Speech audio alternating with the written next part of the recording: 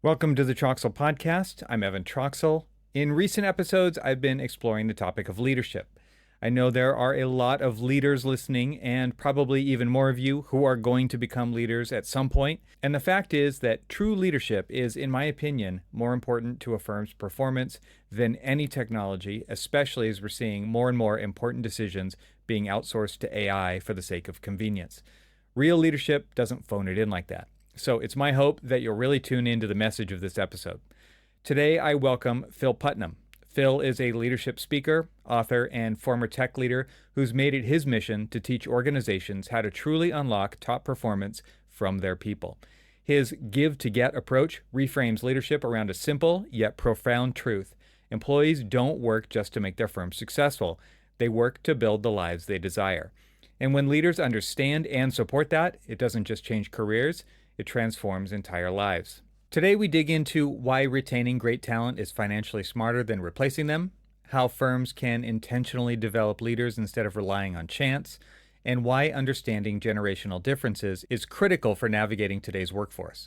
Phil also shares personal stories that highlight the ripple effect of transformational leadership, how a well-led employee can experience life-changing growth that impacts not only their career trajectory, but also their confidence, their relationships, and their future. A key theme from this conversation, which connects to many other episodes on the podcast, is the profound and often underestimated impact that great leadership can have on individuals. True leadership doesn't just get projects done, it elevates people's entire lives, shaping their opportunities, mindset, and fulfillment in ways that last far beyond the workplace. And this is especially relevant in architecture, where traditionally poor leadership has held back countless talented professionals, stunting their careers and limiting their potential for growth.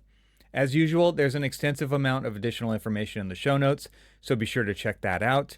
You can find it directly in your podcast app for this episode if you're a paid member of TRXL Plus, and if you're a free member, you can find them over at the website, which is at trxl.co, where you could also subscribe. Lastly, you can really help out the podcast by sharing the episodes with your colleagues and by commenting and sharing my LinkedIn posts. You can also leave a comment over on YouTube and engage with me and the other listeners there. I came away from this conversation inspired to think differently about how leadership can truly change one's trajectory. And so now, without further ado, I bring you my conversation with Phil Putnam. Phil, welcome to the podcast. Great to have you. Great to meet you. Thank you so much. I'm really happy to be here. Yeah. Okay, I want to do this a little bit differently today. Normally we jump right into kind of your story and how you got to where you are, but I want to shift it up because it'll make more sense of as far as like what we want to accomplish with this conversation, which is, what's your thesis? Like you have this idea and you call it give to get, right? And we can start there and then work back to this point now. Like, how did you get there, right? So let's just start with what give to get is and why we're having the conversation. Sure. It's really my whole approach to leadership. And so leadership, between leaders and team members, that's my whole specialty. And it's become my career now as a speaker and an author. But what it really is it started as kind of an expression of frustration. Because throughout my career, every manager I had, every leader I had, despite their best intentions, and I mean that genuinely, I had some really wonderful leaders that I had the privilege to work with and work under. They just showed a really fundamental misunderstanding of how to motivate people's performance and a real misunderstanding of why we work. And it was very much like, hey, when you give us your best, the company will succeed or the firm will succeed. And isn't that great? And it's like, well, sure. If I care. More for some than others, probably. Right. Yeah. I mean, I do care about my employer's success, but that's not why I work. I work to get the life I want in exchange for the work that I give. And so over the years, I worked in so many different roles, not in architecture. I work primarily in tech. I have the great fortune to be married to an architect, and I'll tell you a bit about that. As we talk. You make it sound amazing. I'll have to check with my wife on that one. I can say at least I'm genuinely in awe of my husband. So I mean that with true sincerity and with full affection. But I've worked primarily in tech, and And I just, when I got into a place of leadership, I thought, well, I want to just not ask people to play along, with something that they don't believe in. Mm. And so give to get is really the understanding that if you want to be the recipient of your team members' top performance and the best they have to give to your firm or to your organization, you must appeal to their number one career motivation. And that is not to make your firm successful. That is to get the life they desire. Mm-hmm. And so over the years, it took many different forms. I really dug into performance motivation in the context of work, and wrote a book about it, developed some frameworks and some methodologies just by common sense and need. When I was in various leadership roles where I had to deliver a lot of results really quickly with a limited amount of resources. But the core of it is that when we know that our job is a pathway to the life that we desire, we're going to be fundamentally motivated to bring our best work every day, because what we want most is being provided by the job situation that we have. And then also it extends our tenure. And because the cost of replacing somebody is so much higher than the cost of satisfying them, it's in every organization's best interest to retain people who are worth retaining by giving them what they want as much as you can. I have so many questions, and I know you've kind of watched this transformation, I'm sure, play out many times, and maybe even personally. I know you shared a story with me about your husband that you felt like that was really, really impactful, right? And I don't know how, if you had a play in that at all. I mean, obviously a supportive role, but probably not like in your role as doing what you do. Like you probably weren't engaged with the organization at that level for that one. No, not directly. I'll just tell the story. Sure. It's a good way to kind of root into the conversation. So my husband, his name is Raj Karnik, and he works for Gensler in their New York City office. We live in New York City. For those who are watching the video, you're seeing our apartment behind us. Welcome to our home. And so he is currently the design manager of the JFK New Terminal 1 project. So huge. Small project, just a little. Just a tiny little, aviation project. How many $1 billion is that project? I believe it's 6.5. Yeah, just a few billion. It's the project, right? And of course, I'm out here doing my little leadership talks and my cute little book, and he's rebuilding one of the most important airports in the world. So it definitely keeps things in perspective, which is nice. But he has worked in the architecture industry for a long, long time in various firms. And when he got to Gensler, we both went into new jobs during COVID, and they very passionately recruited him, which right there was a great compliment. And he is somebody who just naturally works hard, and he doesn't really expect a lot of recognition, to be honest. I think that's a lot of architects are in that boat, right? Yeah. Kind of, it's like a natural thing, but it's also a training thing, right? And it's also an expectation. Like the business kind of demands that at a really high level. Yeah. I also want to say, for context, this was when he joined Gensler. It was he was in his late 30s, and now in his early 40s. So that point in an architect's career where you're kind of going to either escalate or not, and also the point in an architect's career where you might really start benefiting financially from an escalation if it happens. So he gets into Gensler, and almost immediately, I just start hearing him say things when he's coming home from work that make me think, wow, I think their leaders might really, really, really be good at this. And just consistently, he's coming home saying, oh my gosh, guess what happened today? Guess what happened today? And example, one of the things that stuck out to me most is he came home on a Tuesday. I don't know when it was, but it was on Tuesday. And he says, hey, guess what? The studio manager asked me if I want to learn about the financial aspect of running a project. And I said, yes, of course I want to learn that. Great. That's so exciting. I'm so glad they initiated. I know that's something you want. And then Thursday of that same week, so 2 days later, he comes home just beaming. He says, you're never going to guess what happened. he says that studio manager poked his head out of his office today and said, "Hey, I've got an hour. Do you want to come in and kind of go over the initial basics of running the finances of a project?" And I looked at him and I said, "Do you know how rare that is?" Yeah, that's what I was thinking. And he said, "What?"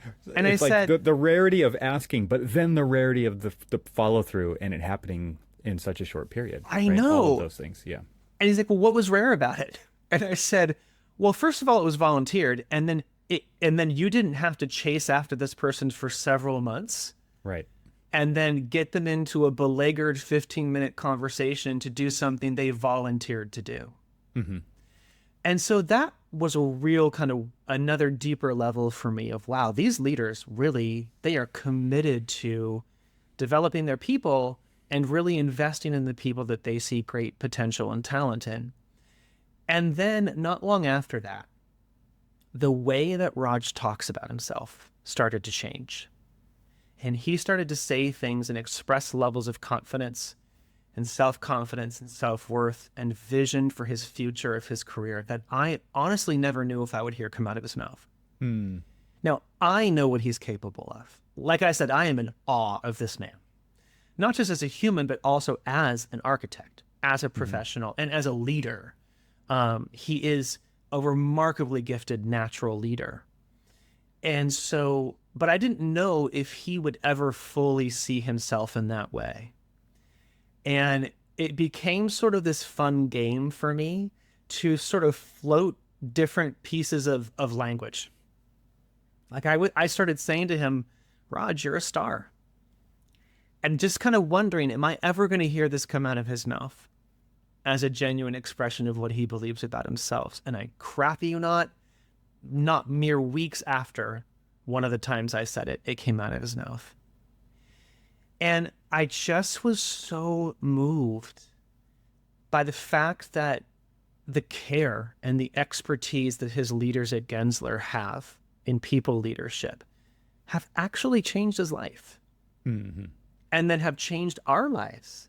You know, they've changed our relationship as a couple. They've changed our future. They've changed what it's like to be in our home together. You know, I even get a little teary while I'm talking about it because that's what incredible leaders can do. And I just never dreamed that I would be able to count my spouse's managers among the village of the people that care for him and that are a part of making his life better. Yeah. Like I feel like I've got teammates in caring for my husband, and to be able to say that it's his leaders and several of his senior leaders as well is just a privilege I never thought that I would get to participate in.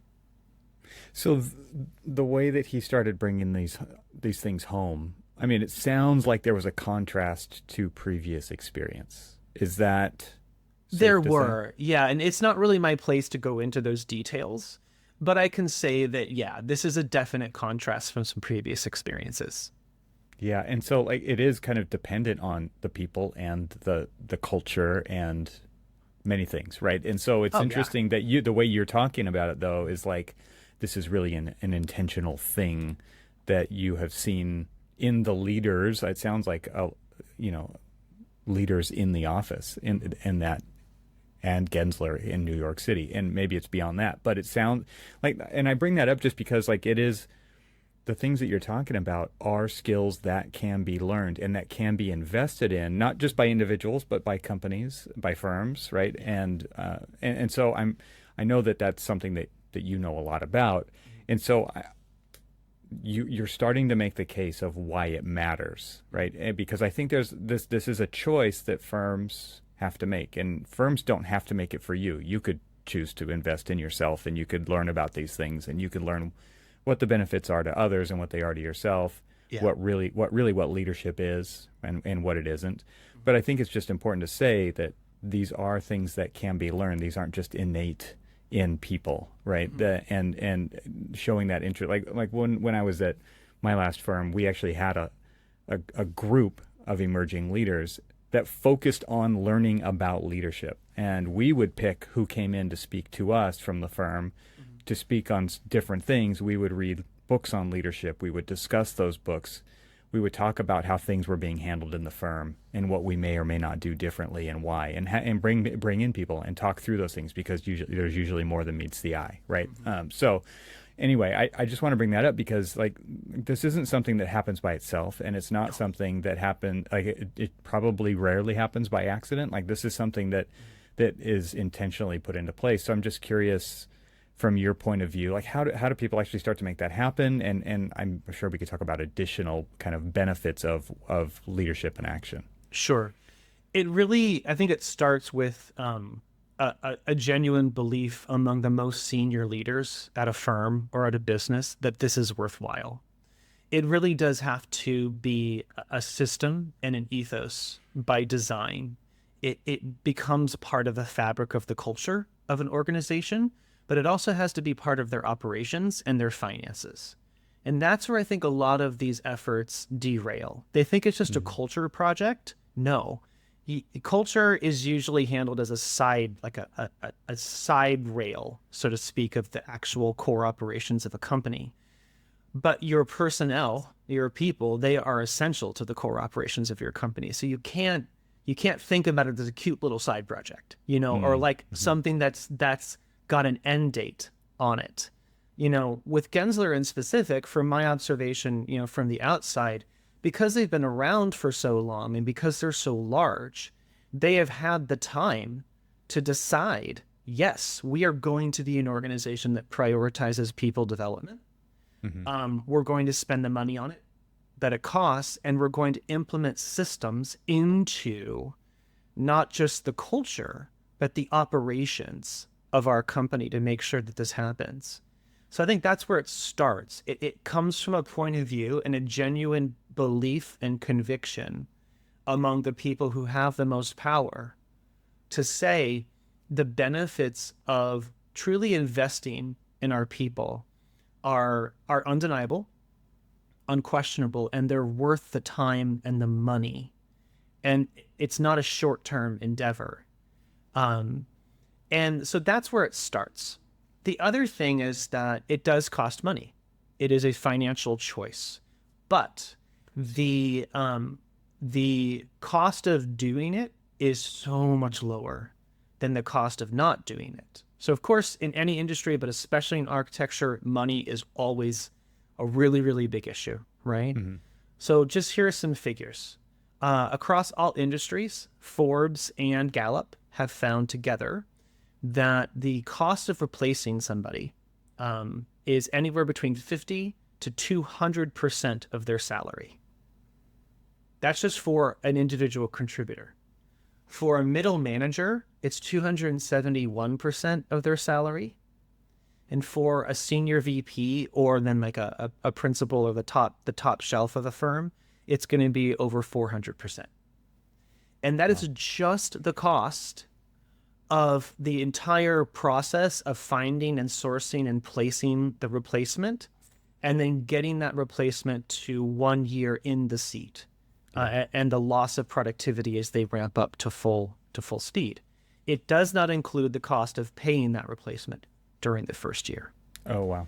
So to put it in perspective, the middle of that range is 150% to replace. If you have somebody who makes $100,000, you're going to spend, I think, what is it, $150,000 or $150,000 to replace them.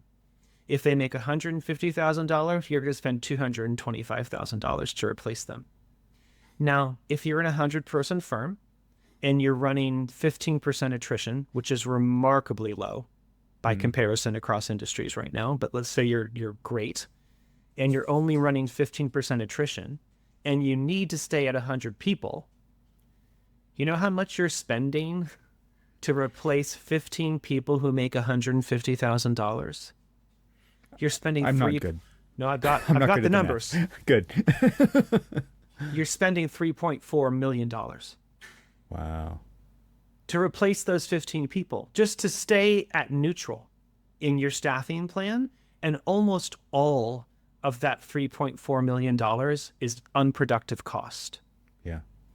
So that's another thing that I really enjoy explaining to leaders who think that, oh, it's too expensive or it's a side project, it's a nice to have, to really invest in leadership skills, and then leadership skills that can help you nurture your staff and retain them.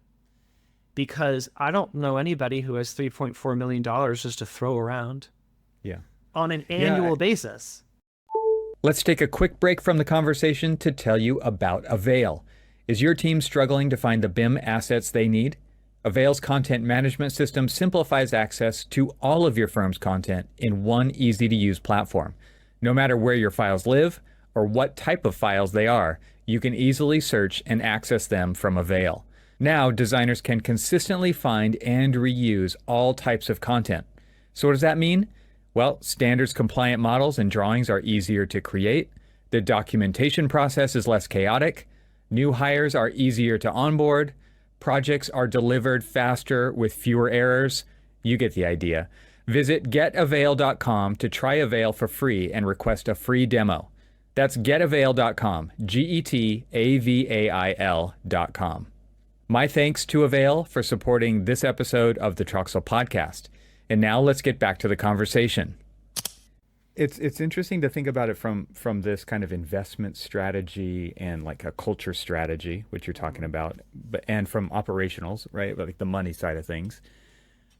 The thing that I think I've experienced and I've witnessed in architecture is this kind of an unending line of candidates at the door, like ready to replace, because the educational system does put out a lot of graduates, probably more than the industry actually needs, right, to do the work. But there is a lot of turnover, and there are a lot of, I would say, culture, not fits. Like, what's the word for that? Like, they just don't fit with the company culture, Sure. right? And so that's maybe a down, one of the bad things about the interview process that could be addressed there too. But so we see this turnover, and we see, like, I think a lot of times the attitude in leadership is like, we'll find somebody else. And just like the counterpoint of what you're bringing up here is that, like, this costs serious money to have that kind of an attitude. We'll just get somebody else. Well, yeah. And I want to expand on this a little bit too, because that's a common refrain I hear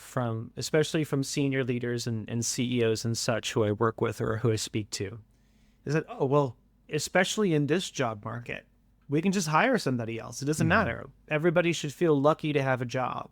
I think it's the other way around, because please show me how you're going to run your business without people, even in the age of AI. But also, you might be able to replace a skill set. Somebody might have a comparable skill set, right? But like you talked about, cultural fit. You talked about maybe how the clients feel about them. There is much more to the value of an employee than just the productivity. The hours they book, the drawings they do. There's so much more to it. And also, when it comes down to it, clients, they make decisions based upon who does great work, but they also make decisions upon who they want to be around. I mean, buying is humans handing a huge piles of money to other groups of humans. So the human aspect of this is a huge part of the value of an employee. You can replace somebody with somebody who's younger and costs less and probably is less skilled, but that doesn't mean that's going to be a smart move for your business. And also, you're still going to pay more to replace somebody than you ever would to have to satisfy them. And I'll just say this, while we're on the topic of money, the cost to satisfy someone. Well, so PayScale, which is one of the world's leading organizations in researching compensation, trends, strategies, figures, etc. In 2024, the average pay increase for top performance without a promotion was 4.5%. And that's more than most people in architecture and tech get. But that's the average across all industries. The amount of a raise that it takes to satisfy somebody and make them stay in their job and like recommit and do their best work is between 5 and 10%. Mm. So it's not even 1% more than the average increase across industries. Mm. And then, okay, let's say you go hog wild. You give somebody a 10% raise, right? Well, that's still a hell of a lot less than paying 150% of their salary to replace them. Right. Right. Yeah.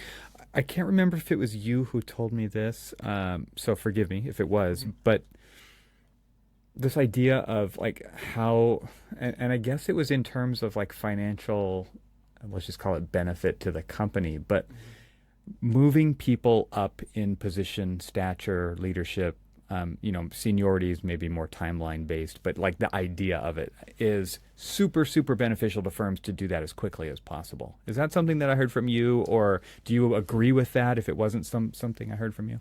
It's not something you heard from me. Okay. I would need to know the context to say whether I agree with it or not. I think there could be some situations where it's beneficial, but can you tell me sort of the animating thinking behind Yeah, that? well, it's not like just for the sake of getting people into those positions, but the idea was that you are developing people consistently and quickly so that they can earn your business more money. Like, I mean, that's part of it, but you're also building into those people. So there's a cultural aspect to it as well and ramifications. True. I can definitely see the logic there. I think that, for decades now, the concept of making sure that salary increases and promotions happen slowly and very, very modestly Hmm. is kind of cornerstone of the way that most businesses Yes. operate financially. Right. It makes no sense when you look at what motivates humans to bring their Right. best work to your company. Hmm. So this idea that we need to string people along, Yep.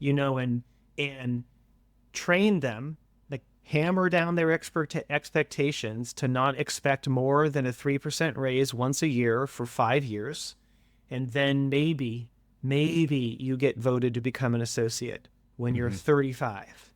Hmm. And then maybe There's you'll a become a there's a senior. bunch of arbitrary rules around this kind of stuff. It's just, Exactly, yeah, right? right. And maybe you'll be a senior associate by the time you're 40, and it's just, and for architecture in specific, from what I've learned from Raj and his friends I've spent time around, also, promotions tend to happen later in the age arc by Hmm. comparison to other other industries as well. So the thing that the context in which all of that mishigas is happening is the people's lives. So they're getting married. They need to buy houses. I have kids. They want to expand their lives. Their life desires are evolving and expanding and becoming more expensive to fulfill at a much more rapid and consistent rate than employers ever think about compensating their people.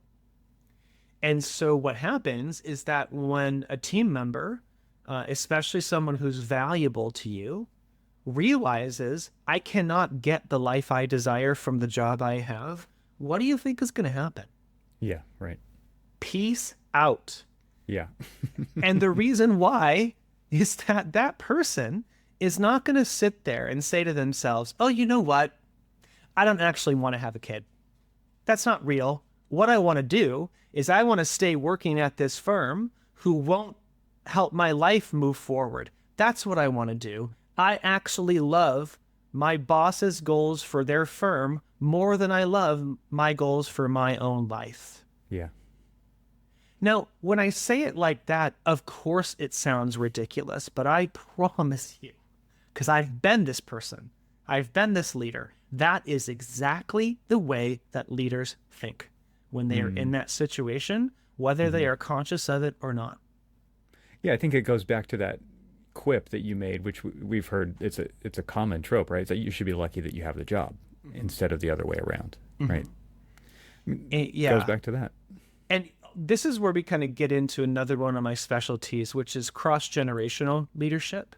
So, there's 4 generations now in the full-time adult workforce. You got baby boomers, Gen X, millennials, and Gen Z. And each of those four generations has a very different relationship with employment and relationship with income.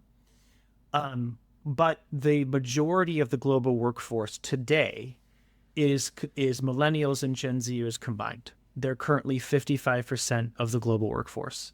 And that data is derived from the US Census Bureau. And then by the year 2035, those two generations will be 65% of the global workforce. And that's because the younger half of Gen Z are currently between 13 and 19 years old. So they're not even, most of them aren't even in full teenagehood yet, let alone in the adult workforce. Right. So there, it's easy for older leaders to think they know best, to assume that their relationship with employment and with income can just be laid onto those two generations that are going to be 2/3 of the global workforce. And man, oh man, are they wrong. Well, yeah, because there's also this aspect of they need to do it the way that I did it. What I went through also must be gone through by the next generation and the next generation, right? And it's like this non-acknowledgement that things are actually different now. Yeah, and I'll just relay it through a couple stories of these two generations, and I'll self-identify. I am a Gen Xer. I have a very traditional Gen X relationship with employment. I'll unpack what that means later. Yes, I'd love to hear what that means.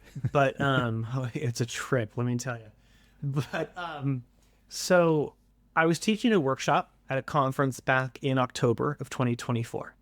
And I was lucky to have people from all four generations in my workshop. So I was like, this is too good to pass up. Let's just talk. And so we kind of round robined, and I just had a person from each generation share their thoughts on the topics we were going over. And it was real quick. Are these people all in the same firm? Are they just coming from different places? Totally Do they know different each other? firms, right? Okay, Some so of us knew each other. We were all in the same industry, Okay. but different companies, right? Okay. And actually, I'm going to raise my chair because it's tired and it sinks down and it makes me look like a lunch kid. So anyway, so the person, the millennial who spoke up, we were talking about, kind of what's your relationship with employment. And she said, I don't think I will ever be able to retire.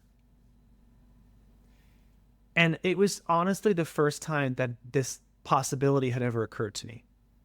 And I was like, wait.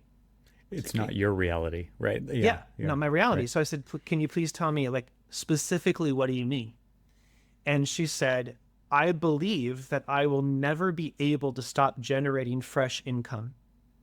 I will literally work until I physically cannot work anymore. Because she can't afford to stop. That's what you're Exactly. saying? And she's Okay. I don't believe the social safety net in America will be there for me. I don't believe Social Security and Medicaid will be there when I hit that age. And the money I can make now does not, I don't think it's going to last, in a traditional, retirement fund. And I'd never considered that before. And I said, well, do you, like, when you and your friends who are same age get together, is this common among you guys? She's like, oh yeah. And I asked the other millennials in the room, like, oh yeah, we don't think we'll ever be able to retire. I believe that. Yeah. So that's one thing. And that's a common conversation, I bet. Yeah. Yeah. But and so I asked her, okay, then what does that do to your relationship with employment and your priorities? Like, how does that change how you show up for work, how you look for work, and how you make Great decisions question. about work? Yeah. And she said, well, I really look for organizations that focus a lot on work-life balance, because I have to enjoy my time while I can. There's no such thing as me waiting until I retire to travel. There's no such thing until waiting for retirement to do anything. She said, so I have to make sure that they are committed to work-life balance. They have to have incredible health insurance, because I have to stay as healthy as possible for as long as I can so I can keep working.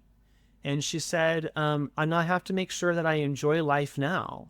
So vacation matters to me. I'm going to take vacation now. I'm not going to answer emails on vacation.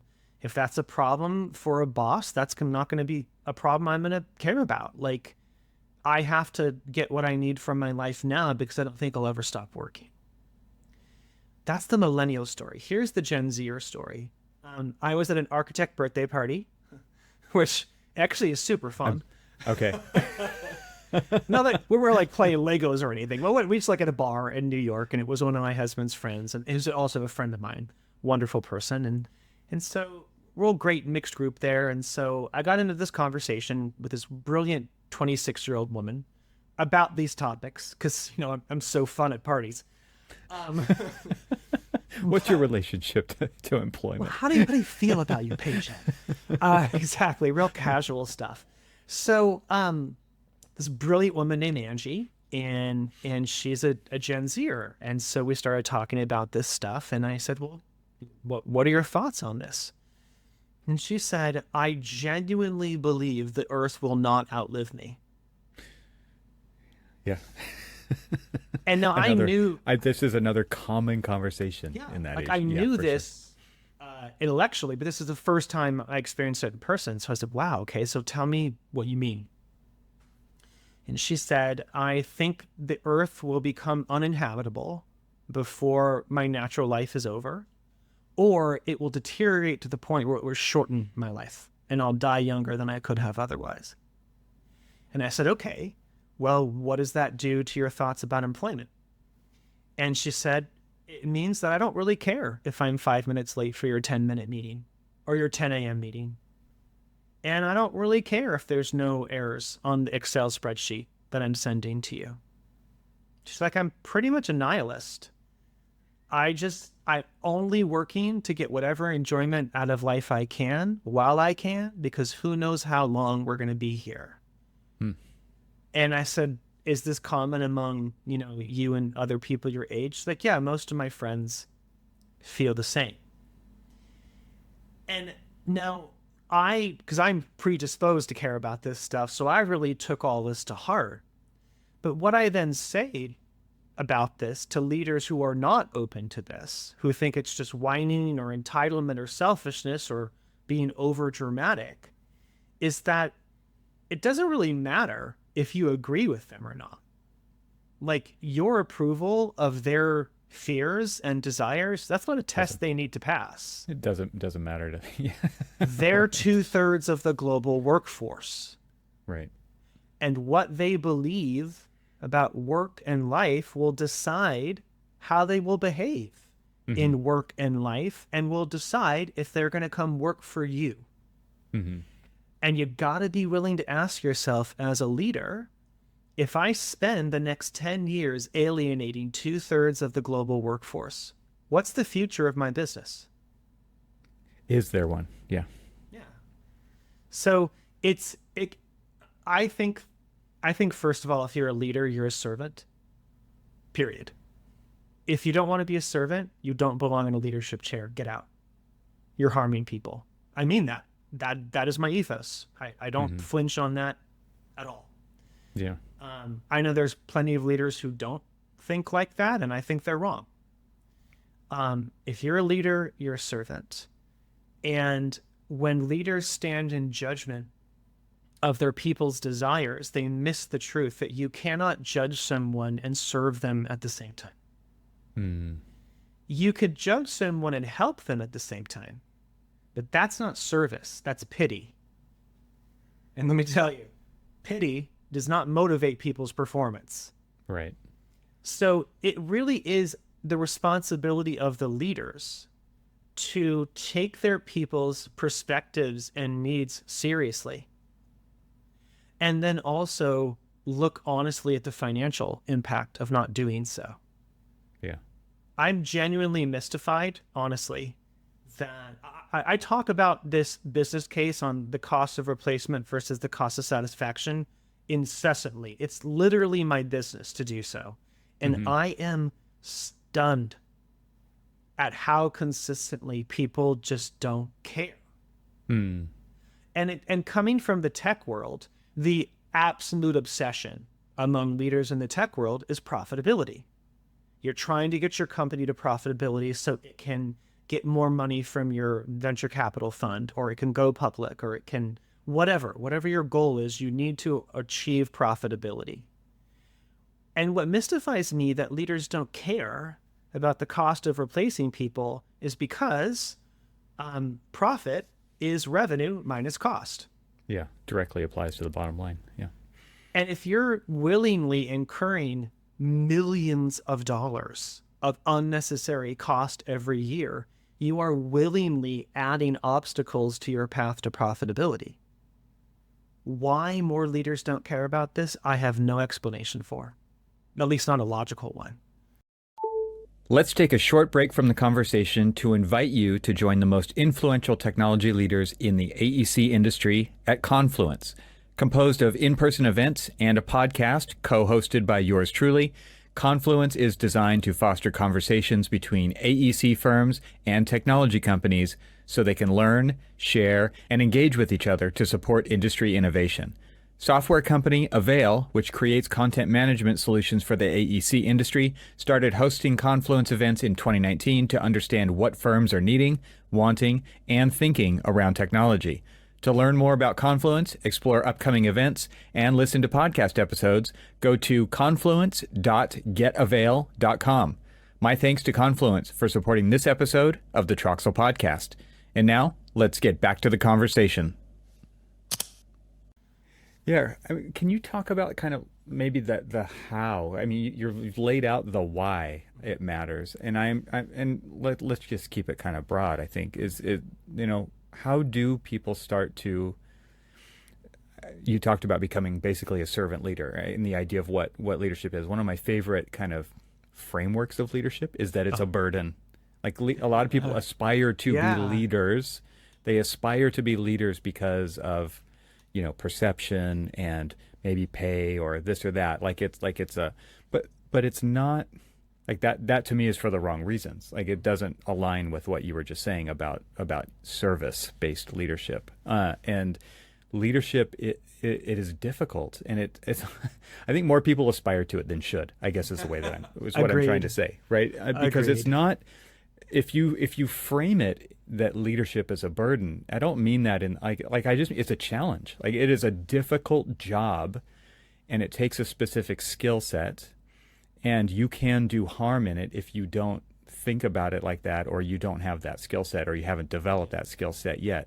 And so therefore, like you're making it worse than making it better just by calling yourself a leader. But if you don't have actually the traits that we're talking about, then you shouldn't be there, right? So how do you actually start? Because I think, I think of the word empathy, I think of the word compassion, I think of these things, I think about just relationship. I think about getting to know people and what do they care about across the board, right? And I think there's a lot of quote unquote leaders, especially in AEC, maybe not especially in AEC, but in AEC, who don't take the time to get to know their people. This level of care is not there. The caring of what people care about, what are they doing, what's happening in their lives, where are they in their architectural registration exams, where are they in their profession, where are they in their career, where do they want to go, where are their passions, what do they do outside of work? There's so many easy questions to ask. Maybe they're easy because I'm an interviewer, right? But I don't think that these are just normal conversational questions to ask. And they're not even best served in the office a lot of times. A lot of times it's like, let's get out of here. Let's go talk, right? Let's get out of this container and go to a place where it's just like that. There's no pressure to, it's not come into my office and close the door and let's have a conversation about this. It's like, no, let's go hang out. And so I'm just curious, like the how part. How do people start to, if they are interested in this true definition of leadership, this development of people and culture and retention and all of these things, give some people some tools that they can start to look at to develop those skills in their life and in their career? Sure. Well, the first thing I'll say is this, like to those who don't want to be leaders, great, don't be.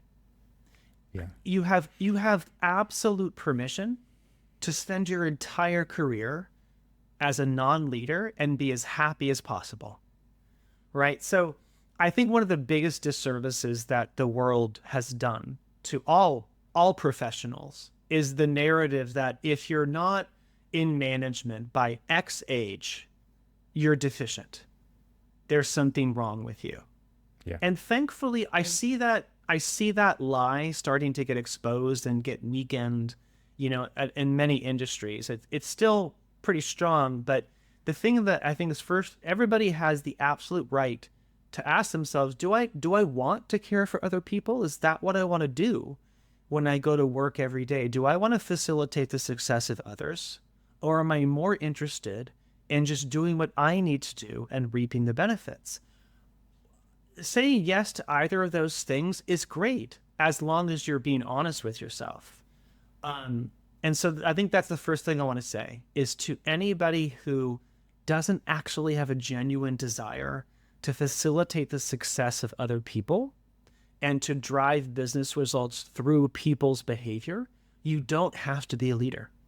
Yeah. Can I just jump into that? Because I think that is so appropriate, especially for the audience of this podcast, which I think is generally made up of really high performers.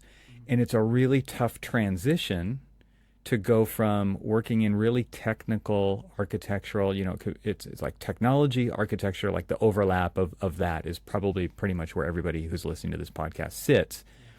And going to become a manager, and let's just call that a team manager, a people manager, is a really difficult shift because it's a completely different skill set. And I think a lot of times people have been told and believe that you need to become this next step on the ladder, like you just mentioned, right? And so therefore there's this kind of internal pressure and maybe external pressure to do that. And it's really important what you just said, which was it's not for everyone. And because it is literally not for everyone, not everyone should aspire to do that. And you should think about that when you're considering moving into that position, because if it's literally something you can't or don't want to do, you should not do it. Yeah, and to me, it comes down to honor yourself first. If that's not the experience you want, if you don't dream about that, you don't have to do it. Yeah. And you honor yourself. It would be torture first. at some level. It could be very torturing. And I think that before you're in it, you don't understand, you fundamentally spend your time differently at work every day. You do different things. You don't do a lot of the things you did before. Right. To be like an example, we were at another architect dinner party Sounds like recently. you party. Yeah, you party a lot. Party real hard with the police. Not saying they're raging, I'm just saying they happen. And it was most people around my age, my husband's age, were in our mid 40s, and so a lot of them were saying they don't really draw anymore. They can't think of the last times that they directly had their hands on a set of plans. They're mostly in meetings, they're mostly leading projects, they're mostly developing other talent, developing the people that are on their teams. And a couple of them I could tell were sort of sad about it, but I really miss drawing. I really miss just losing myself, in a set of drawings for 6 hours.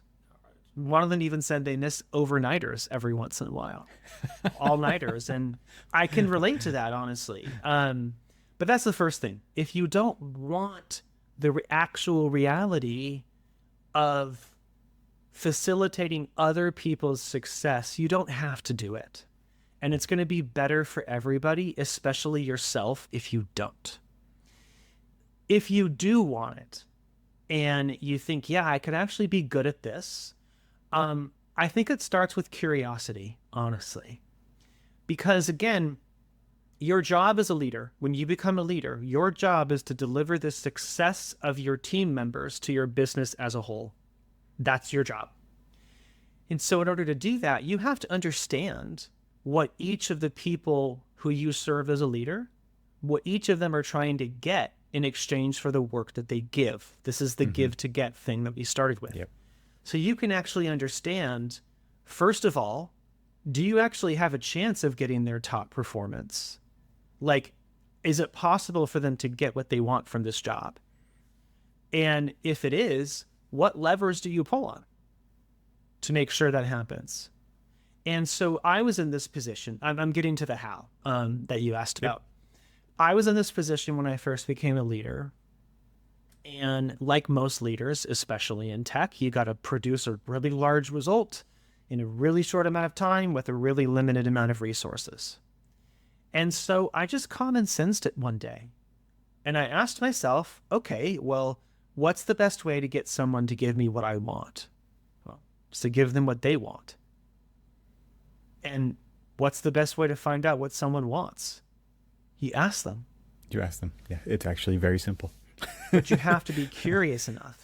You do. I love that you use that word, and I mean, I could relate that like to this podcast itself, right? It's like the success of this podcast and the insane guests that have come on the show, right? To, you know, as far as like global presence, leadership is, it's this curiosity that I have to reach out and ask them if they will come on the show and then have the conversation with them. But it's through that conversation that I learned so much about them and what their passions are.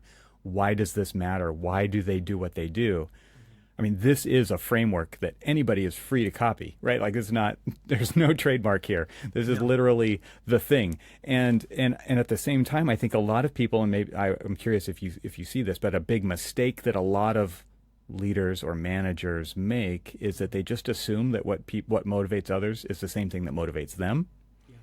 And that they have the same, very similar aspirations. And I think that is that, I mean, this kind of gets back into this lack of curiosity that often exists, or maybe just that, you know, I just don't have time for that kind of a thing. It's a drag. Yeah.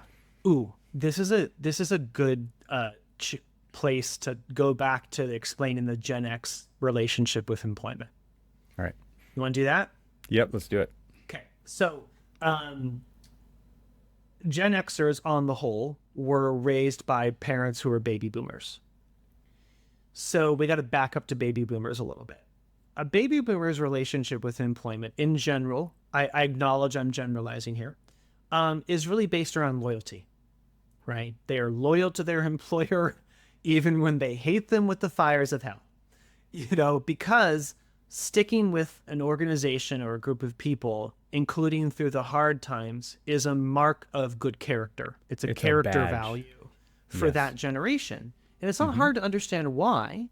It's because baby boomers are the children of the soldiers of World War II and the spouses and families of the soldiers of World War II. And so literally chain of command and following orders when you didn't fully understand why and putting the needs of the many over the needs of the individual is how the generation of World War II literally saved the world. Mm-hmm. And then all those soldiers came home and they birthed the baby boomers and birthed suburbia and birthed the first generation of knowledge work in the United States. And they just took that chain of command and that loyalty-based relationship with life and with work and laid it into their family environments and into the companies that they founded and lead. Yep. So you've got baby boomers who are like, you don't switch employers. Also, they're deeply afraid of change and they're deeply afraid of having any gap in income. And so their relationship with work is you're loyal, it'll pay off if you're loyal, and you stick with it because you need a paycheck and you don't want to destabilize your ability to pay your bills and care for your family. And by the way, that loyalty paid off for baby boomers because there were pensions and unions and lifetime benefits and meaningful employer contributions to retirement funds. Also, they were at the tail end of the conglomerate model of business, which basically was like maintain the largest possible workforce and get them to work for you for as long as possible. Mm-hmm. That was the dominant organization of business and relationship between management and workers at the time. Gen Xers, we had that expectation of loyalty imbued into us by our baby boomer parents. And also that judgment, which is if you're not loyal and if you switch employers, you're not a good human. Mm-hmm.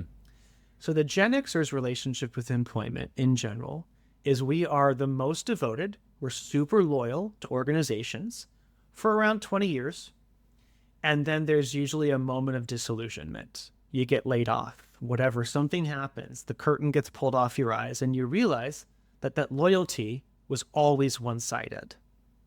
It was toxic loyalty. Mm-hmm. And for any generation in the workforce today, past baby boomers, loyalty is not paid off, period. It's a Ponzi scheme. You put in and you put in, you put in that loyalty, and when you need to draw upon it, there's nothing there for you. I'm saying Ponzi scheme as a metaphor, not literally. Not literal. Yeah.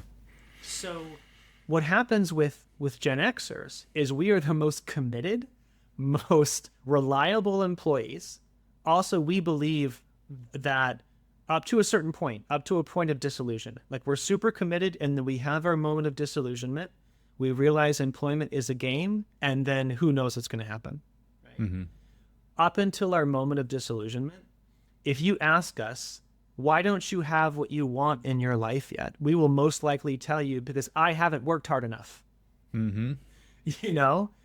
But as you've talked a couple times about the people, the leaders who just assume that other people will want and respond to what they want and respond to, yeah, baby boomers often get tagged with that, but Gen Xers are actually a lot worse at that than baby boomers are. Gen Xers are probably the most judgmental generation in the workforce right now. Why is that?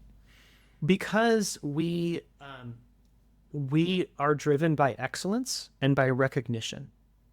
And we believe that you have what you earn. And when you expect to get something without fulfilling our definition of earning it, we get offended. So whereas boomers struggle with empathy, Xers struggle with sympathy. And we're like, no, you have to suffer the way that we suffered.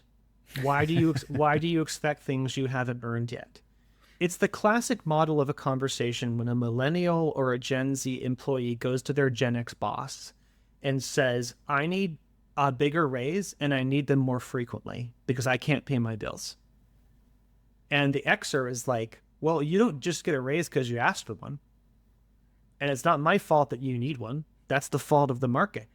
Like, why do you feel entitled to things you haven't earned yet? And especially if it's a millennial asking for it, for them, their thing is like, well, time is money. Like, I'm never going to be able to retire. I entered the workforce during the 2008 housing crisis. That set me back on my life milestones 5 to 10 years. Like, legit, that's what really happened. And no matter how many people want to turn it all into a punchline and make fun of them for it, no, they got jacked. Yeah. And so they're like, I cannot afford to spend my time in an environment that will not meaningfully escalate my financial picture. So I can't play along with this idea that I got to wait 5 years to earn a paltry raise. Like, that's not going to work for me. Let's take a short break from the conversation to tell you about something that I think is pretty great and you might be interested in it. And that is my exclusive newsletter available only to paid members of TRXL Plus that I call Leadership Edge. If you're looking to stay ahead of the curve in architecture and technology, Leadership Edge delivers insights that you won't find anywhere else. Why? Well, because they are my deep dives into the podcast conversations, just like the one that you're listening to in this episode, to give you an edge on the industry. Each edition of the newsletter provides key insights for forward-thinking leaders seeking innovation in AEC who are short on time, offering the context of each conversation without the need to listen to the full episode. I've actually designed them, though, to keep you updated, spark your interest, and encourage you to tune into the full episodes if those ideas resonate. And the best part is that they are packed with actionable takeaways to help you navigate the future of practice. By becoming a paid supporter, you get Leadership Edge delivered right to your inbox, and it's a direct way to support my podcast while getting exclusive, valuable content to sharpen your leadership mindset. You can join today at trxl.co and start receiving my Leadership Edge newsletters. Just click the subscribe button either in the upper right-hand corner or at the bottom of the page, or you can visit the link that I put in the show notes. Thanks. Now back to the conversation. I just want to throw in a couple other things into this that I've seen happen in this kind of relationship that you're talking about between these two different generations. And that is, okay, well then tell me, what do I need to do to get to that thing? And I think a lot of times it's ambiguous at best. It's just like, just keep doing what you're doing, or a couple more years of, and it's like, a couple more years? Is that 1? Is that 3? Like, where is that? And what are the literal things that you want to see from me? And it's like, no, you're doing great. So it's not engaged. Right. And it's so tone deaf on the Yeah. on the part of the manager in that situation, because what the employee has just told you is, I can't waste time.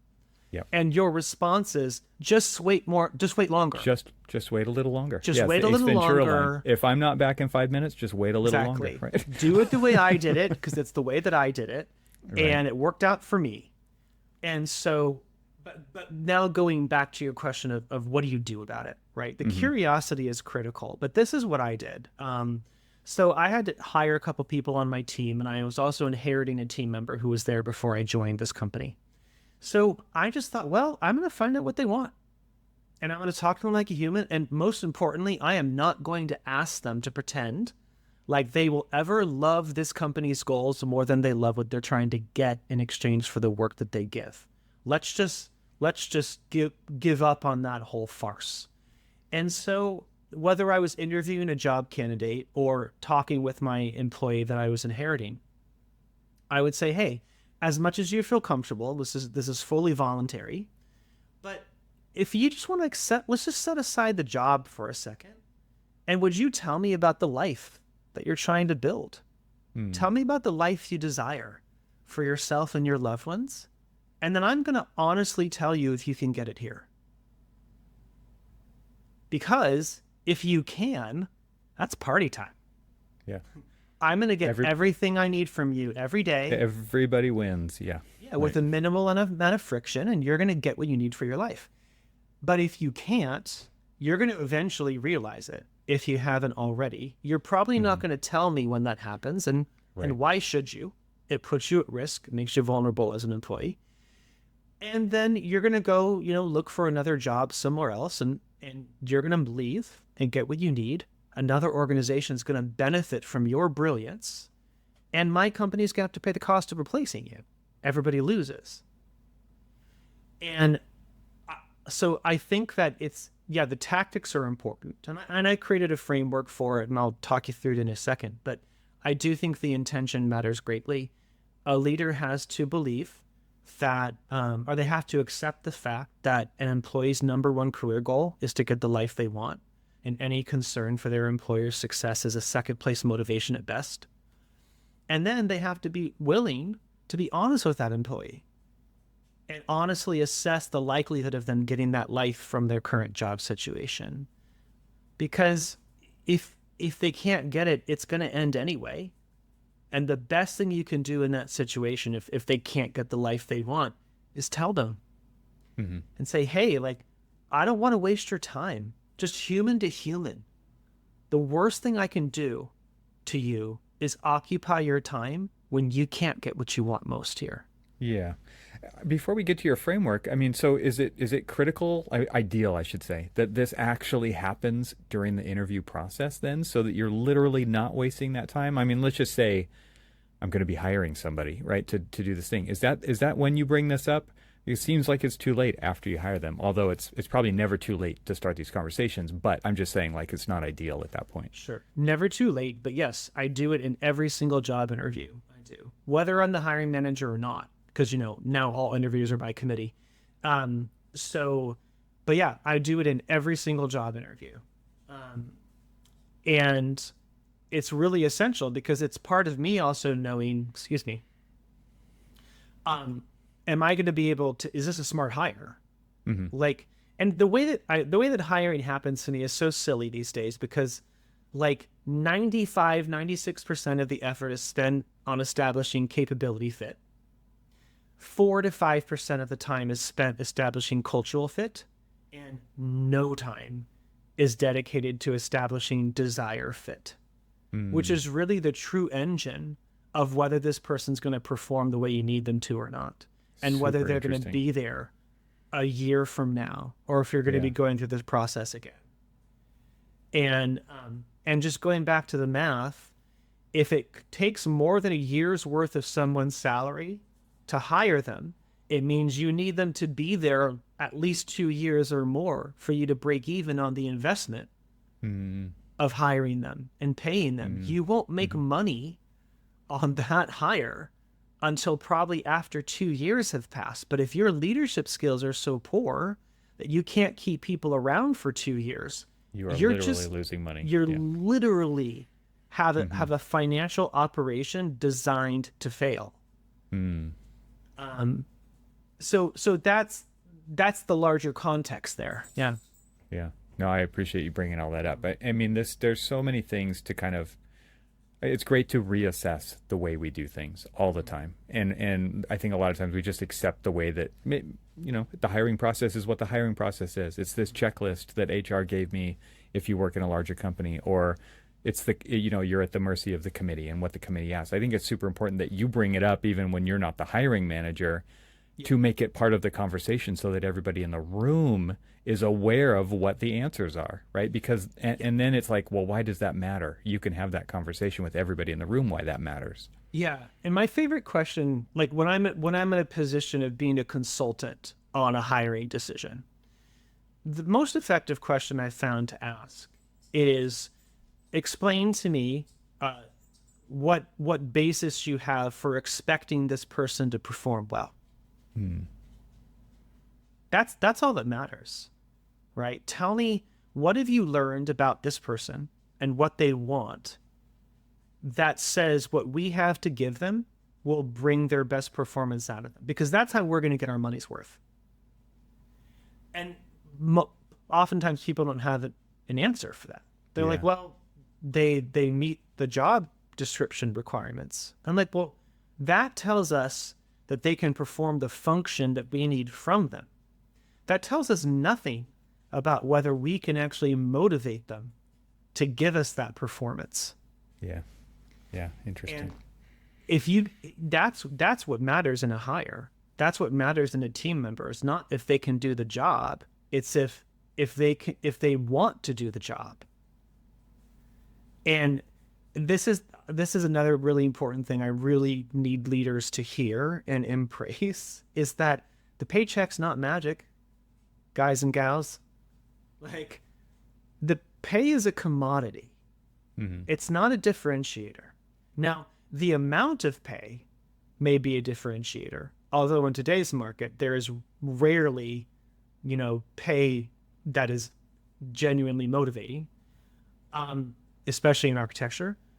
But like, the fact that you give them a paycheck gives you no basis to believe that they're going to be happy to have a job. They can get a paycheck literally anywhere. So you can't just sit there and say, well, they'll do whatever I tell them and they'll put up with whatever I give them because they're getting a paycheck. And the more that you get down the generational line, millennials and Gen Zers especially, the more their relationship with income changes. And especially Gen Zers, they are very comfortable with getting their income from a variety of sources. They're very comfortable with a fragmented income ecosystem in their life. Also, loyalty means nothing to them. Because right now, even the oldest Gen Zers are only 5 years post-university, if you consider the average undergrad age being around 21 or 22 years old. If they go into the full-time workforce right after undergrad graduation, they're only been in the workforce 4 or 5 years max. In those 4 or 5 years of time, it's been basically constant layoffs. It was COVID, and then it was economic crash, and then it was return to office and that whole battle. Loyalty has no place in Gen Zers' concept of employment. Yeah, layer in the gig economy, right? As another very transactional from the company side and the individual side. When do you want to work? Whenever I want to work, right? And how you just work when you need a little bit of money, and then you don't need to work anymore, right? Like, so this very transactional nature of the way technology has kind of shifted the way that income happens, and to disperse it and diversify is actually pretty smart, right? All of their eggs aren't in one basket, Exactly. but it's maybe not the way we do it, right? Like our generation, and so therefore it's like not even a concept that we could Yeah. embrace, but it's very real to those generations. And when you add in the nihilism that we talked about earlier, that is a defining factor of most of Gen Z, you have this baby boomer or Gen X leader that says, no, you got to be loyal to the company, and don't you care about ambition Why and aren't you achievement? sleeping under your desk? Yeah, right, And they're like, are you freaking kidding me? right. Like, no, I don't give a crap. I'm literally just here for the paycheck, and I can get a paycheck thousands of places, and I'm completely comfortable with that. And so I think that it's difficult. It's difficult for older leaders, and including myself in this, Gen Xers and baby boomers. It's difficult for us to acknowledge and embrace, but we do not actually have the hand that we believe we do. Mhm. We are very often playing a hand in our leadership decisions that we don't actually hold. And I think the reason why we misunderstand today's workforce is because we are looking at other people through the lens of ourselves. And millennials and Gen Zers, whoever's not in our own generation, this goes both ways in the timeline, but Yeah. each generation has such a different relationship with employment. And that's going to dictate how they're going to respond to things and how they're going to navigate things. And it's just it's wild. It's fascinating from a sociological perspective. It's also really challenging to lead through from an actual tactical perspective. I often think of architects as psychologists on a few different levels, inside the office, but also with clients and things like that. This is another level to that, right? When we talk about this intergenerational ways of thinking, these different frameworks, and kind of Yeah. navigating that, whether you're trying to move up in a company or if you're just trying to lead a team in a company, it kind of doesn't matter where you are. You have a different set of challenges because you're dealing with people in these different, like Gen X is kind of that sweet spot, and sweet spot's not necessarily the right word here, right? Because it's like, oh, it's a tough spot to be in, where you're in the middle of the boomers and the millennials and Gen Z, and you have to kind of translate between all of them. You're at the center of multiple different belief systems and vocabularies and expectations and all of those things. It's a tough spot to be in. But the other generations don't have it a lot easier, right? Like they're still dealing Correct. with the multiple levels of different the same kinds of things from a different perspective. Yeah, like every generation has both strengths and challenges. However, because the consolidation of senior authority, of like the most influential decision-making authority, is consolidated among boomers and Xers, I Mm. think that millennials and Gen Zers have it harder. Yeah, I'm very yeah, comfortable saying that because they're only on the receiving end. Now, also, a lot of millennials are now in middle or senior leadership as well. We also have a lot of Gen Zers who are company founders. So, like, it's not a one size fits all, but in general, the most common template is you've got boomers and Xers making decisions for companies and firms, and then millennials and Zers having the lowest amount of authority and resources to absorb the impact of those decisions, but also under the greatest level of expectation to absorb the impact of those decisions. And those decisions almost always represent the perspective and thinking of the generation who made the decision, hmm not the generation who's going to be doing the majority of the complying with it and the right. executing on it, which to me, again, from a business standpoint, is so illogical. Yes. Because what you do when you basically saddle somebody with a, something to execute that is so foreign to how they behave and think, what you're doing is you're adding friction into your operation at scale. And when you add friction, you are increasing the distance between you and your revenue. You're increasing the distance between you and your money. Why would you do that? If you can avoid it, why would you do it? And I have to say, so many of my conversations with senior leaders who are Xers and boomers, a lot of them boil down to me just asking the person, okay, are you trying to win outcomes or are you just trying to win the argument? Right. Like, Yep. you have the power to decide which one you prioritize, but Yeah. are you applying legitimate business logic here, or are you just trying to dig your heels in because you're upset that the kids won't do what you tell them to? Or protect your position, or there's one of my favorite new to me definitions of leadership is helping other people win.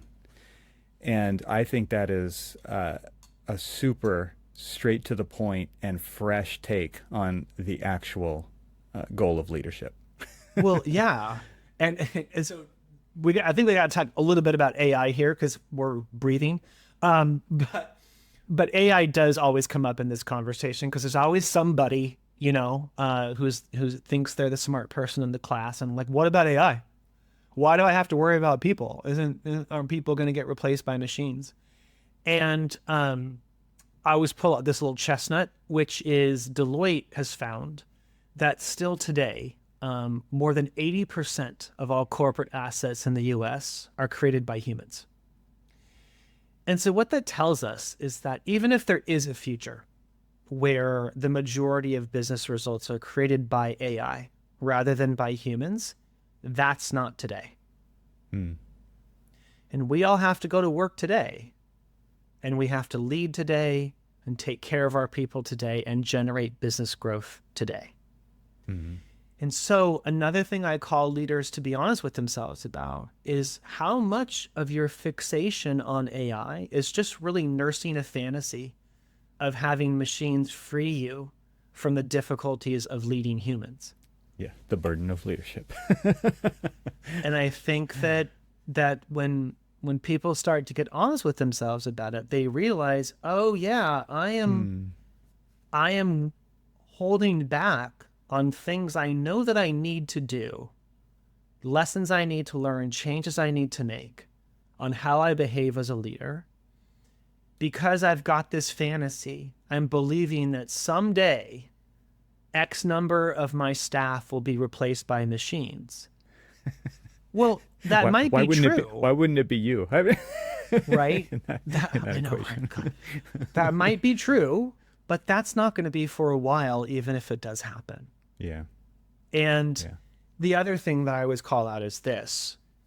In my opinion, the threshold of how much AI comes into our businesses is not going to be determined by what tasks it can do and what operational efficiencies it can provide. It's actually going to be capped by what amount of money your buyers and your customers are comfortable handing to a machine. That's it. That's what's going to dictate the cap of usability and feasibility for AI in your business.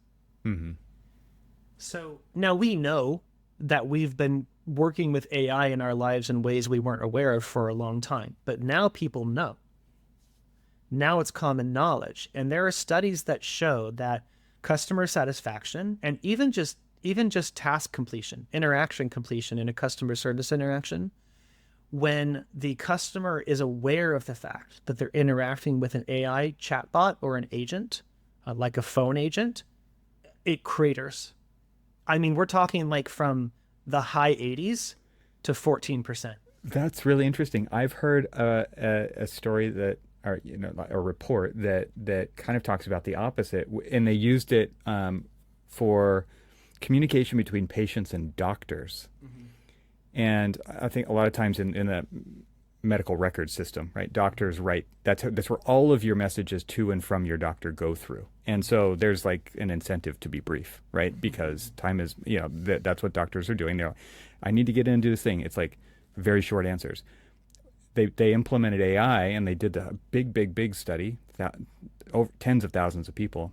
and the interactions with the AI, and people knew that they were told afterwards, and then they did a survey on satisfaction of your interactions, and they were much higher for AI because it had way better bedside manner than the doctors actually did themselves, because Sure. time is money, and they don't have the incentive of spending a lot of time on the messages. So you can see in different ways it might be beneficial. I just threw that out there because Well, no, you're right. What you just said was very different than what I had heard, but very different study. Well, the context matters. Yeah, this is not a Sure. one-size-fits-all thing. Also, I think that the disposition that the customer has to that environment or that service isn't going to dictate their response. Yeah. I don't know a lot of people who are thrilled to participate in the healthcare system when they need to. So, or customer service in general, right? yeah. But so I've been running kind of my own experiment, and I've asked this about 400 people now. So I'll ask them 2 questions, and they're usually leaders in a company. And I'll say, okay, what's the largest amount of money you're comfortable handing to a machine in a completely humanless experience? Whether it's just an ATM machine or online shopping or an AI chatbot or an AI phone agent. And the most common and the most average answer is $5,000. That's higher than I would have thought. Then I will ask them, okay, and what's the average transaction amount you need to maintain for your business to hit your goals this year? Uh-huh. And it's almost always higher than $5,000. Sure. And so I say, well, you've got a problem. Yeah. Why are you expecting your customers to respond positively to something that you yourself are not going to respond positively to? And in these examples, usually the average transaction amount is $87,000, right? These are usually sales organizations. So Sure. it's a significant amount of money. It's a really significant difference. And now for companies where, they work at lower transaction amounts, it's not as much of a problem. But for companies that need to move large amounts of money on average in every transaction, it's a significant problem. Because still, the way that buying happens is it's a human or a group of humans handing a pile of cash to another group of humans. Yeah, right. And that's where I think that leaders have to get honest with themselves about the value of human employees, of human resources in the age of AI. Yeah. It does not abdicate leaders from the responsibility to be curious about people and to explore their people's motivations and to understand what they will need to give to retain those people and extract their top performance. And also, I think we would need to be willing to embrace the very clear financial benefits of satisfying people and retaining them over replacing them and treating them like they're disposable. That was a sweet summary right there. I felt like you just put the period on the end of the sentence. I would love it if maybe you can tell people where they can find out more about this. I mean, this is obviously, you're super passionate about this. You obviously know a ton about it. So give people a destination where they can learn more about this. Sure. So the 2 main places, philputnam.com, that's my website, and then also LinkedIn. So you can find me on there. It's linkedin.com/philputnamspeaks. And then I've written a book about it. So the model of discovering people's motivations and knowing what to do next, the how is called desire-based leadership. And you can find it on Amazon or you can order it from philputnam.com. Nice. I'll have links to all that in the show notes for this episode. Phil, thank you. This has been a wonderful conversation. Thanks for having me. I really enjoyed it.